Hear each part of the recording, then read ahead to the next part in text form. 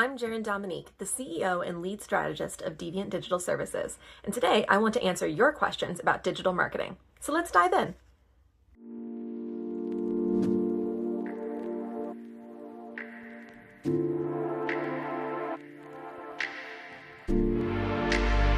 I'm so excited that you've decided it's time to start digital ads for your business. But in regards to budget, as always, it depends. For instance, which platform are you wanting to launch ads on? Because the costs vary tremendously from each one. Google's costs are very different from Meta ad costs, which are very different from LinkedIn ad costs. It also depends on what kind of campaign you want to run. Are you running a video ad or a search ad? Or are you wanting to get some sales out there? Let's say you're starting on social media, for instance. There's nothing wrong with starting with a small, boosted budget. I'm talking $1 to $20 max. But if you're really serious and you want to start growing a multi-channel campaign, I don't recommend starting with anything less than $500 a month. And remember, that's $500 that you're committing to monthly, that you're going to want to grow from there. Because remember, once we get started, we don't want to stop.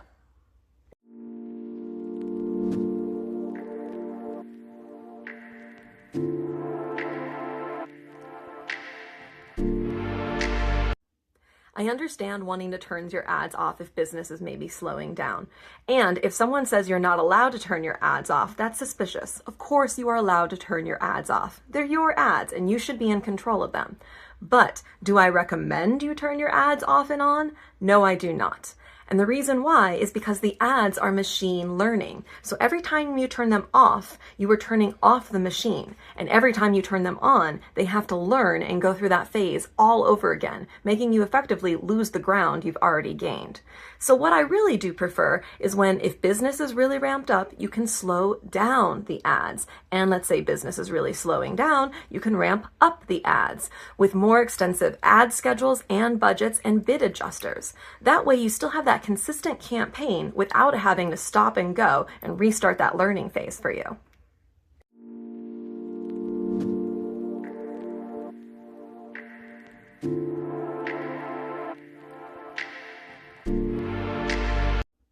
Setting up the ads can be a little bit of a process because not only do you want to set up the ads, you also want to set up tracking, make sure your website's prepared, and that you've got the proper ad creative.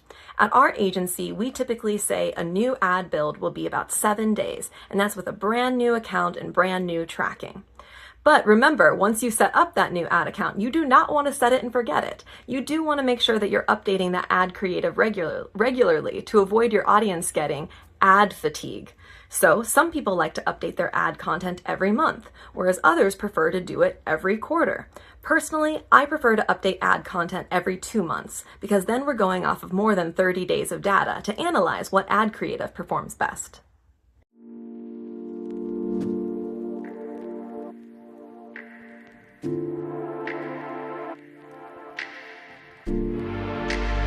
I appreciate that you want to keep me on my toes. I'd be happy to explain CPC, clicks, impressions, and conversions.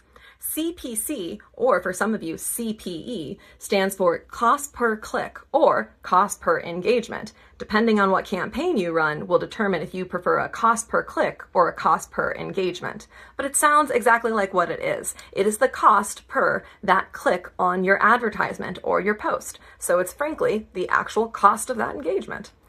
Then there are clicks, which are exactly what they sound like. Every time a user clicked on your content. An impression is the amount of times your content or ad appeared. So if you're running an ad and you got 500 impressions, that means your ad appeared 500 times. If you've got 500 impressions on Facebook, that means that your posts appeared on Facebook 500 times. And conversions, that depends on your business and what your business goals are. Hopefully you're working with a marketer who asked you at the beginning of the campaign what conversions are most important to you. But an example of a conversion can be a lead submit form for maybe a B2B business, maybe a click to call, or a booking appointment. Or maybe you're trying to make sales, so it's actual purchases on your website. Or maybe you're just trying to get video views. Whatever it is, the conversions should be decided at the beginning of the campaign so you are on the same page about what the ultimate goals are.